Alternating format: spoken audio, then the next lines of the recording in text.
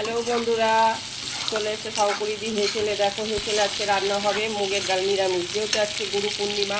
তো আজকে আর মাছ টাছ খাবো না, আজকে নিরামিষই রান্না করব।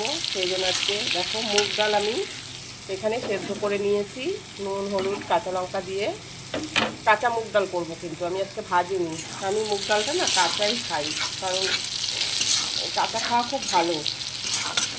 যাই হোক, এখানে পটলটা ভেজে নিচ্ছি লাল লাল করে। পটল দিয়ে তো খেয়েছো কিনা আমায় অবশ্যই জানিও। এটা না একটু ঝাল ঝাল হবে, মিষ্টিও দেবো অবশ্যই অল্প করে, কিন্তু ঝাল ঝালও হবে খেতে। এটা খেতে খুব ভালো হয়।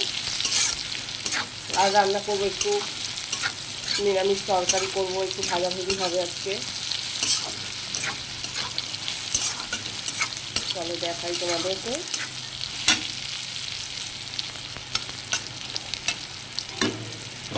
ভাজা হয়ে গেছে বন্ধুরা, দেখো ডালটা কি সুন্দর টকবক করে ফুটছে, আর কি সুন্দর কালার এসছে ধোয়ার জন্য।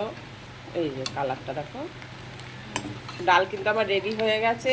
কে কে এরকম ডাল খেয়েছো, বা যারা খাওনি তারা অবশ্যই করতে পারো পটল দিয়ে। পটল তো অনেকে খেতে চাও না, কিন্তু এইভাবে করে দেখো, সত্যি খুব ভালো লাগবে পটল দিয়ে মুগ ডাল।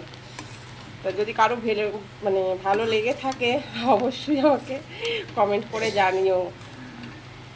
টাটা।